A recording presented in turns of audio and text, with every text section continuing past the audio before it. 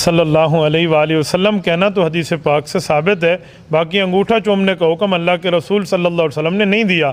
हुज़ूर पाक अलैहिस्सलाम के नाम पे लोग कहते हैं हम अंगूठा चूमते हैं मोहब्बत के बारे में, तो भाई मोहब्बत रसूलुल्लाह सल्लल्लाहु अलैहि वसल्लम से है तो हज़रत ईसा अलैहिस्सलाम के नाम पे अंगूठा चूमें, हज़रत मूसा के नाम पे चूमें, हज़रत ज़करिया के नाम पे चूमें, हज़रत इब्राहीम हज़रत आदम के नाम पे चूमें, फिर सहाबा पे, फिर अहले बैत के नाम पे चूमें, फिर सारा दिन चुम्मा चटाकी बंदा नहीं रखे और खुदा के बंदे बात मानने वाली करें।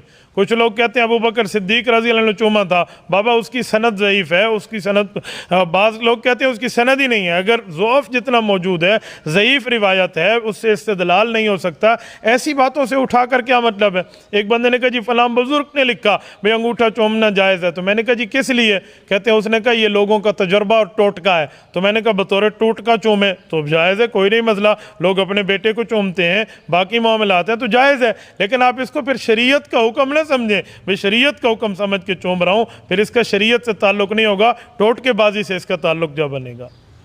सऊद मीर भाई फरमा